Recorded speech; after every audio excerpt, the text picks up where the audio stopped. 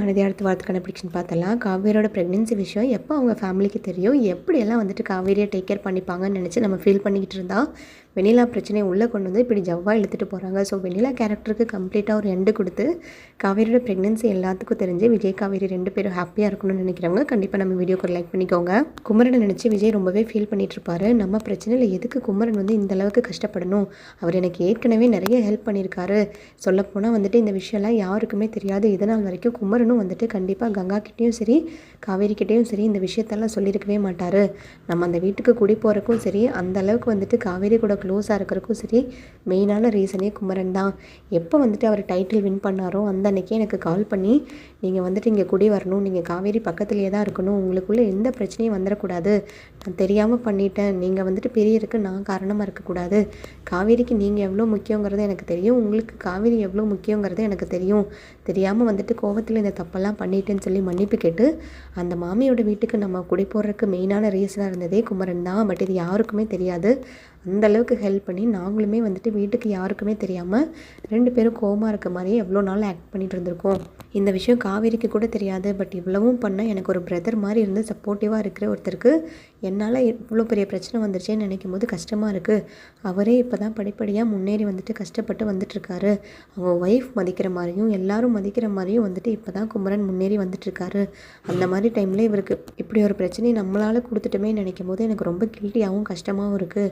உடனே நம்ம குமரனுக்கு கால் பண்ணி பேசணும் அப்படின்ற மாதிரி நினச்சிட்டு குமரனுக்கு கால் பண்ணுவார். குமரன் நடந்த எல்லாத்தையுமே கேள்விப்பட்டேன், நான் அங்கே தான் வந்து பார்த்தேன், அந்த அளவுக்கு அந்த நாய் வந்துட்டு கடையெல்லாம் அடைச்சி உடைச்சிருக்கான்ல, அவனை நான் சும்மாவே விட மாட்டேன், என்ன அவன் கை வச்சுருந்தா கூட பரவாயில்ல, பட் உங்களெல்லாம் வந்துட்டு இந்த அளவுக்கு கஷ்டப்படுத்தினது, உங்களை காயப்படுத்தினது ரொம்பவே தப்பு, இதுக்கு உண்டான அவனுக்கு சரியான பதிலடியை நான் கொடுக்காம விட மாட்டேன் அப்படின்ற மாதிரி சொல்ல உடனே குமரன் சொல்வார், என்ன விஜய் நீங்கள் இப்படிலாம் வந்துட்டு தப்பாக பேசுகிறீங்க, தப்பாக நினைக்கிறீங்க, இது நம்ம ஃபேமிலி விஷயம், நம்ம தான் வந்துட்டு எல்லாரும் சேர்ந்து தான் இதை ஃபேஸ் பண்ணி ஆகணும், நான் அப்படிலாம் பிரித்து பார்க்கவே இல்லை பிரதர், நீங்கள் எப்போவுமே வந்துட்டு எனக்கு ஒரு நல்ல பிரதராக தான் இருப்பீங்க, ஒரு தடவை உங்களுக்கும் எனக்கும் சங்கட்டம் ஆயிடுச்சுங்கிறதுக்காக நான் நீங்கள் பண்ண எந்த உதவியுமே மறக்க மாட்டேன், அந்த கடையே பார்க்க போனால் உருவானது உங்களால தான், நான் அந்தளவுக்கு முன்னேறி வந்தேன்னா அதுக்கு காரணமும் நீங்கள் தான், நீங்கள் இல்லாமல் நான் இந்த இடத்துல இப்போ கிடையாது, ஸோ உங்களுக்கு இந்த மாதிரி ஹெல்ப் கூட பண்ணாமல் நான் வேடிக்கை பார்த்துட்டு இருக்க அளவுக்கு நான் மோசமான ஆள் கிடையாது, அது காவேரி யார், என் மாமா பொண்ணு, அவள் கஷ்டப்படும் போது மாமா பொண்ணை வந்துட்டு கல்யாணம் பண்ணியிருக்க நீங்கள் கஷ்டப்படும் போது நான் மட்டும் சந்தோஷமாக இருக்க முடியுமா,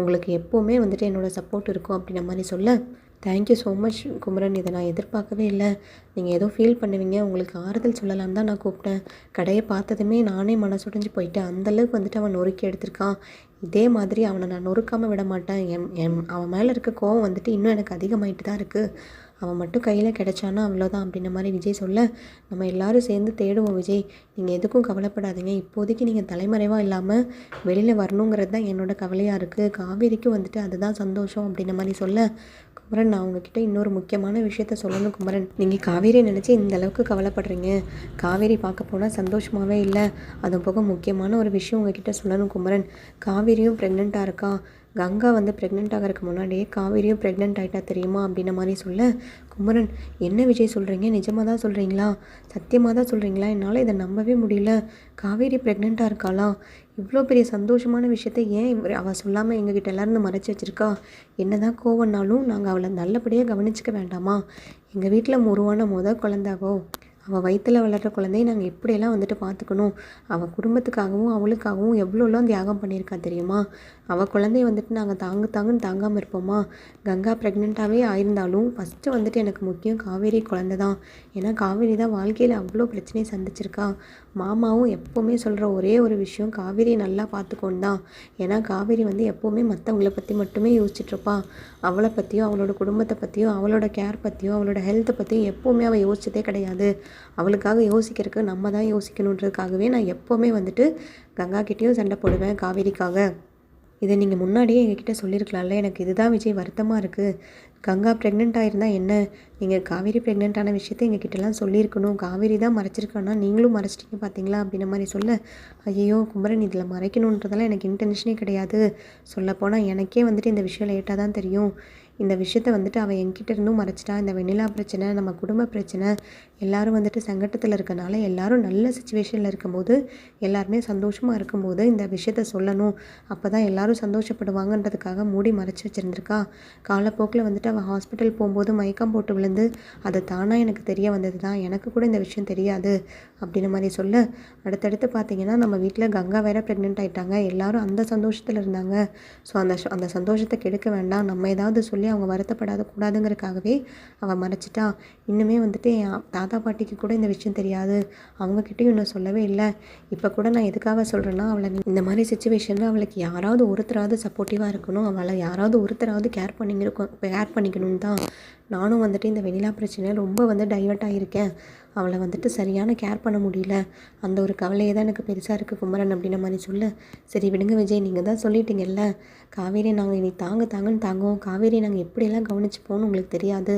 காவேரிக்கு தான் குழந்தையா, அப்போ நம்ம வீட்டுக்கு வரப்போகிற வாரிசு உங்கள் வாரிசு தானா? எனக்கு ரொம்ப சந்தோஷம், எனக்கு அவ்வளோ நிறைவாக இருக்குது. நீங்கள் 2 பேரும் சந்தோஷமாக இருந்திருக்கீங்க. நீங்கள் சந்தோஷமாக வந்துட்டு இருந்ததுக்கான சாட்சி உங்கள் வயிற்றில் வளருது, காவேரி வயிற்றில் குழந்தை வளருது, எல்லாரும் வந்துட்டு ஃபீல் பண்ணதுக்கான ஒரு மீனிங் உங்களுக்கு கிடச்சிருச்சுங்கும் போது எனக்கு அதுவே வந்து சந்தோஷமாக இருக்குது அப்படின்ற மாதிரி சொல்லிவிட்டு, சரிங்க விஜய் அப்படின்னு சொல்லிட்டு அவரும் காலை கட் பண்ணிடுவார். அந்த டைமில் பார்த்தீங்கன்னா கரெக்டாக விஜய்க்கு கால் வரும். வெண்ணிலா மாமா இருக்கிற இடத்த வந்துட்டு அவங்க ஆல்ரெடி ரெடி பண்ணி வச்சுருந்த ஆள் வந்து கண்டுபிடிச்சிருப்பாங்க. வெண்ணிலா மாமா இருக்கிற இடத்த கன்ஃபார்மாக கண்டுபிடிச்சி ஃபுட்டேஜும் வந்து அனுப்பி விட்ருவாங்க விஜய்க்கு. அதை பார்த்ததுமே விஜய்க்கு அவ்வளோ சந்தோஷமாக இருக்கும். இப்போ தான் இவ்வளோ புலம்பிகிட்டு இருந்தேன், அதுக்கான சொல்யூஷன் கிடச்சிருச்சு. உடனே நம்ம அந்த இடத்துக்கு ரீச் ஆகிட்டு வெண்ணிலா மாமாட்ட நடந்த உண்மையெல்லாம் கேட்டு அவரை இழுத்துட்டு போய் போலீஸ் ஸ்டேஷன்லேயும் சரி, அட்வொகேட்டுக்கிட்டேயும் சரி, எல்லா உண்மையும் வாக்குமூலமாக கொடுக்க வைக்கணும். அப்போ தான் இந்த பிரச்சனையிலேருந்து நம்ம வெளியில் வர முடியும். அது வரைக்கும் இந்த விஷயத்த நம்ம யார்ட்டையும் சொல்ல வேண்டாம், சீக்கிரட்டாக எப்பவும் போல் போய் அங்கே பிடிச்சிடலாம் அப்படின்ற மாதிரி அங்கேருந்து கிளம்பி போவார்.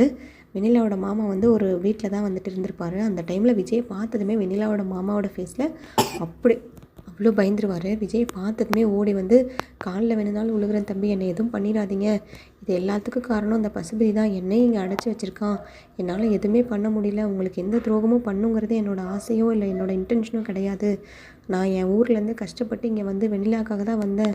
வெண்ணிலாவே இந்தளவுக்கு அவன் பண்ணிட்டான், என்னையே வந்துட்டு கொலை பண்ணிடுவேன், என் குடும்பத்தையும் அழிச்சிடுவேன்னு சொல்லி பிளாக்மெயில் பண்ணிகிட்ருக்கான். எனக்கு வர வழி தெரியல விஜய், உங்களை வந்துட்டு போலீஸில் மாட்டி கொடுக்கணும், இல்லை உங்கள் மேலே பழி போடணும், உங்களை பழி வாங்கணுங்கிற எண்ணமெல்லாம் எனக்கும் வெண்ணிலாக்கும் கிடையாது. இது எல்லாத்துக்கும் காரணம் இந்த பசுபதி தான் அப்படின்ற மாதிரி சொல்ல, இதை என்கிட்ட நீங்கள் முன்னாடியே சொல்லியிருக்கலாம்ல, முன்னாடியே சொல்லியிருந்தீங்கன்னா நான் எல்லாத்தையுமே பார்த்துருந்துருப்பேன்ல, அவன்லாம் எனக்கு ஒரு ஆளே கிடையாது, அவன் உங்களை பிளாக்மெயில் பண்ணானா நீங்கள் ஏன் பயப்படுறீங்க அப்படின்ற மாதிரி கேட்க, எனக்கு என் குடும்பம் தான் விஜய் முக்கியம், என் குடும்பத்துக்காக நான் என்ன வேணுனாலும் பண்ணுவேன். இப்போ கூட வெண்ணிலா மேலேயே இவ்வளோ அக்கறையாக நான் வந்திருக்கேன்னா என் குடும்பம் எனக்கு எவ்வளோ முக்கியம்னு யோசிச்சு பாருங்கள். என் குடும்பத்துக்கு என்னால் ஏதாவது ஆயிடுச்சுன்னா அதை என்னால் தாங்கிக்கவே முடியாது.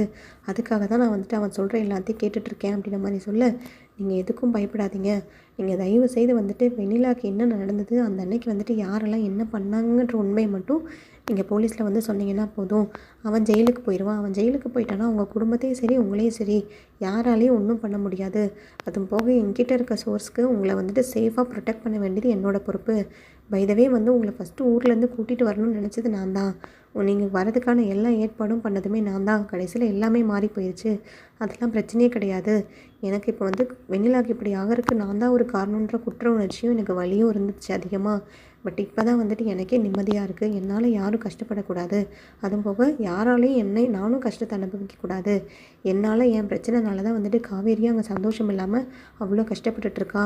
தயவுசெய்து இந்த உண்மையை வந்து போலீஸ்கிட்ட சொல்லுங்கள். நீங்கள் சேஃபாக உங்கள் ஃபேமிலி சேஃபாக இருக்கிறதுக்கான எல்லா உதவியும் நான் பண்ணுறேன் அப்படின்ற மாதிரி சொல்ல, வெண்ணிலாவோட மாமாவும் இதை ஒத்துக்கிட்டு உடனே வந்துட்டு விஜய் கூட கிளம்பி போலீஸ் ஸ்டேஷன் போவார்.